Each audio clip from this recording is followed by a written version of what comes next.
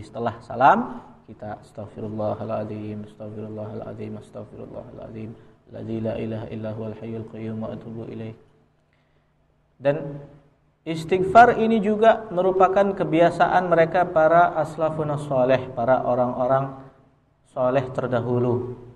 Jadi mereka ketika melakukan sesuatu maksiat, ketika mereka tertimpa suatu dosa, maka mereka segera untuk istighfar. Karena pada dasarnya semua orang itu tidak terlepas daripada dosa, tidak terlepas daripada khilaf. Sekalipun dia seorang ulama, sekalipun dia seorang wali, yang bisa terjaga itu adalah para nabi, para rasul. Jadi siapapun mereka pasti pernah khilaf. Tapi kebiasaannya para solehin ketika khilaf dia langsung beristighfar kepada Allah, langsung bertaubat kepada Allah. Kullu bani Adam khata'un wa khairul khata'in at-tawwabun. Semua manusia itu salah, pasti pernah berbuat dosa. Tapi sebaik-baik mereka yang berbuat dosa adalah mereka yang bertaubat. Dan naudzubillah, kalau orang yang bermaksiat melakukan kesalahan demi kesalahan, tapi dia nggak pernah taubat kepada Allah, tidak pernah merasa bersalah, maka ditakutkan keimanannya itu hilang sampai nanti ditakutkan keluar daripada agama Islam, ditakutkan kafir, murtad, naudzubillah. Dikatakan al-ma'asi baridul kufur. Jadi maksiat itu posnya kekafiran. Tahu pos ya? Jadi kalau kita mendaki gunung itu ada sekian pos. Kita lewati pos pertama, berarti semakin dekat dengan puncak. Lewati pos kedua, berarti semakin dekat, dan seterusnya. Begitu dengan kemaksiatan. Jadi kemaksiatan ini merupakan pos menuju ke pintu kekufuran, naudzubillah. Setiap kita bermaksiat, kalau kita tidak bertobat kepada Allah, berarti kita mendekati pos. Kita sudah melalui pos menuju ke kekafiran, naudzubillah min dzalik. Makanya setiap kali bermaksiat, cepat untuk bertaubat, cepat untuk beristighfar kepada Allah. Jangan sampai kita menunda-nunda. Jangan sampai apalagi kita tidak merasa salah, naudzubillah min dzalik. Makanya minimal setiap selesai sholat, kita mungkin tidak bisa beristighfar setiap waktu. Mungkin kita tidak punya kebiasaan untuk selalu ingat kepada Allah. Minimal setiap selesai sembahyang beristighfar. Kita baca astaghfirullahaladzim 3 kali, itu sudah membuat kita terbebas daripada dosa. Sudah membuat kita itu sudah terbebas daripada pos yang kita katakan setiap kita kali bermaksiat maka kita mendekati pos-pos yang nanti ujungnya adalah pintu kekafiran, naudzubillah min dzalik. Kemudian setelah kita membaca istighfar, dianjurkan setiap sholat subuh dan sholat maghrib kita baca la ilaha illallah wahdahu la syarikalah lahul mulku wa lahul hamdu yuhyi wa yumiitu wa huwa ala kulli syai'in qadir. Ini dianjurkan kita baca 10 kali. Dan diriwayatkan orang yang membaca zikir tadi itu la ilaha illallah wahdahu la syarikalah sampai terakhir tanpa dia merubah posisi duduknya. Ini perhatikan ya. Tanpa dia merubah posisi duduknya dan dia belum mengucapkan ucapan yang lain, artinya dia belum berbicara terkait dengan dunia. Orang yang seperti ini dia akan mendapatkan 10 kebaikan. Dicatatkan oleh Allah Subhanahu wa taala 10 kebaikan. Kemudian diampuni oleh Allah Subhanahu wa taala 10 dosa dan ditinggikan oleh Allah Subhanahu wa taala 10 derajat. Dan nanti kalau misalnya di hari itu dia ditakdirkan oleh Allah akan mendapatkan sesuatu yang buruk, maka dia akan dilindungi oleh Allah Subhanahu wa taala. Misalnya naudzubillah di hari itu dia ditakdirkan kecelakaan, ya mungkin dijadikan kecelakaan yang kecil. Seringkan kita terpleset, seringkan kita berkendara hampir sedikit lagi. Nah, itu kadang-kadang berkat daripada zikir kita kepada Allah. Makanya jangan remehkan. Ya. Jangan kita itu meremehkan amal perbuatan yang kecil. Karena bisa jadi itu adalah penyebab Allah Subhanahu wa taala melindungi kita. Nah, ini di antara faedahnya kita membaca setiap selesai salat maghrib dan salat subuh, kita baca la ilaha illallah wahdahu la syarikalah lahul mulku wa lahul hamdu yuhyi wa yumiitu wa huwa ala kulli syai'in qadir 10 kali dan sebelum kita merubah posisi duduk dan sebelum kita berbicara. Ya, kalau masih berzikir enggak apa-apa. Ini faedahnya.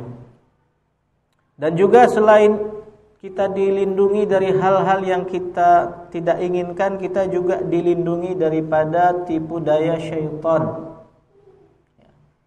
Dan juga kita diarahkan oleh Allah Subhanahu wa taala untuk terhindar daripada dosa di hari itu. Ya. Makanya ini bacaan yang 10 kali itu paling menghabiskan waktu berapa menit saja? Arak semenit. La ilaha illallah wahdahu la syarikalah lahul mulku wa lahul hamdu wa yumiitu wa huwa ala kulli syai'in qadir 10 kali ada 1 menit? Nah, arak. Kenapa kita berat melakukannya? Karena syaitan tidak mau kita dapat keutamaan. Jangan mau ketipu.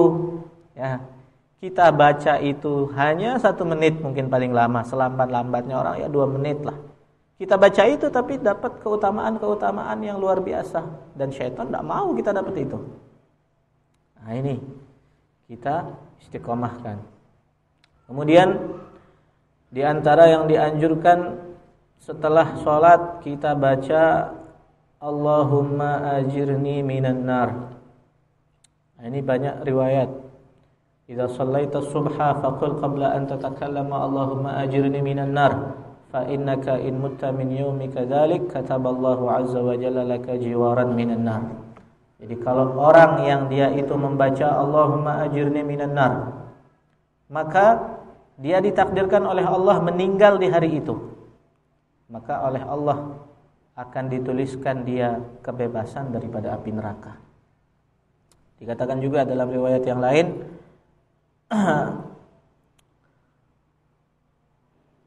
man istajara minan nari 7 marrat illa qalatin nar ya rab inna 'abdaka fulan istajaraka minni faajirhu. Tidaklah seorang hamba itu dia meminta kebebasan dari api neraka. Jadi Allahumma ajirni minan nar, ya Allah bebaskan aku dari api neraka. Kita minta itu 7 kali kita baca. Maka neraka itu akan berkata kepada Allah Subhanahu wa taala, ya Rabb, sesungguhnya hambamu ini fulan telah meminta perlindungan daripada api neraka, telah meminta kebebasan daripada api neraka, daripadaku, kata neraka. Maka fa'ajirhu, maka tolong bebaskanlah dia. Ini neraka sendiri yang minta kepada Allah Subhanahu wa taala untuk membebaskan hambanya yang meminta perlindungan. Makanya dianjurkan setelah salat Allahumma ajirna minan nar 7 kali. Ini berapa detik kira-kira? Hah? Berapa detik kira-kira ini? Hah? Nah, ini kadang-kadang kita malas untuk mengucapkannya. Tapi kalau sudah buka HP, kalau sudah ngopi, temenin rokok, berjam-jam tidak ada rasanya. Mantu TV, sudah ngerumpi, apalagi pembahasan, nonton bola 90 menit, dengan injury time-nya, tidak terasa pegel. Ya, tapi kalau kita baca ini zikir hanya sebentar. Ya, mungkin keseluruhan sampai akhir kita doa itu paling 10 menit. Paling lama 15 menit. Kenapa kok berat?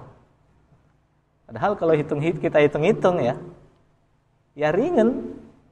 Sesuatu yang remeh. Hanya saja karena kita itu seringkali itu kalah sama syaitan.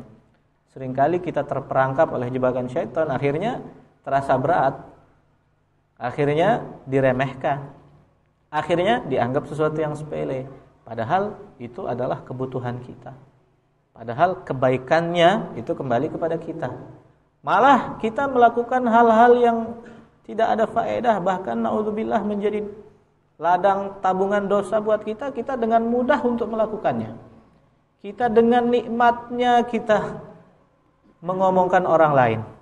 Dengan nikmatnya kita melakukan maksiat, bahkan berjam-jam tanpa kita sadar. Padahal itu nanti keburukannya akan kembali kepada kita. Nah ini. Nah, kemudian setelah itu dianjurkan ya. Setelah itu kita dianjurkan baca ayat kursi. Man qara'a ayatul kursi duburi kulli shalah maktubah lam yamna'hu min dukhulil jannah ilal maut. Barang siapa yang dia baca ayat kursi setiap setelah salat 5 waktu, maka tidak ada yang menghalangi dia dengan surga kecuali kematian. Karenanya nunggu ajal doang sudah kelihatan surganya. Istiqomah baca setelah salat 5 waktu ayat kursi. Nah, ayat kursi berapa menit? Ayo. Harus terperhitungan, dendek entah bagian dunia dong tetap perhitungan. Tapi akhirat juga perhitungan. Dan kita tahu ayat kursi adalah ayat yang paling afdal di dalam Al-Quran. Surah paling afdal dalam Quran Suratul Fatihah. Kalau sholawat yang paling afdal apa? Sholawat Ibrahimiyah yang kita baca ketika tasyahud. Kenapa? Karena Rasulullah sendiri yang mengajarkan kepada para sahabat. Jadi itu diajarkan Allahumma shalli ala sayyidina Muhammad wa ala ali sayyidina Muhammad kama shallaita ala sayyidina Ibrahim wa ala ali sayyidina Ibrahim wa barik ala sayyidina Muhammad wa ala ali sayyidina Muhammad kama barakta ala sayyidina Ibrahim wa ala ali sayyidina Ibrahim fil alamin innaka Hamidum Majid. Ini Rasulullah sendiri yang mengajarkan, dan kita ada ijazah daripada guru kita.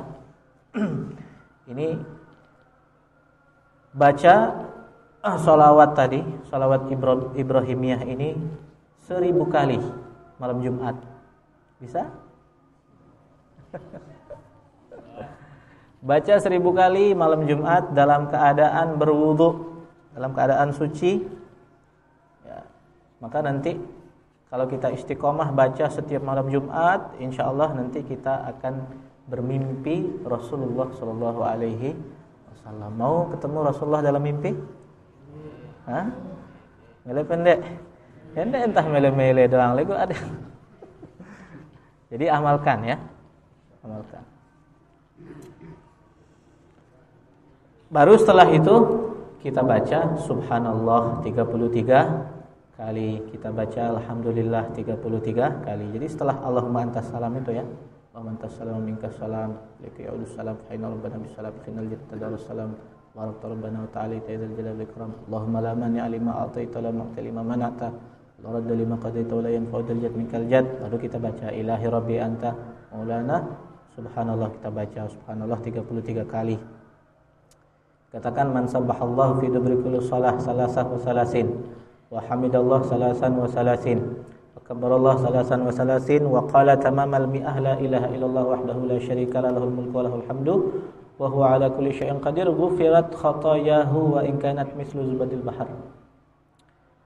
Barang siapa yang dia membaca subhanallah 33, dia baca alhamdulillah 33, dia baca Allahu Akbar 33, semuanya 99, disempurnakan jadi 100 dengan la ilaha illallah wahdahu la syarikalah terakhir itu, maka akan diampuni kesalahan-kesalahannya, sekalipun kesalahannya itu sebanyak buih yang ada di lautan.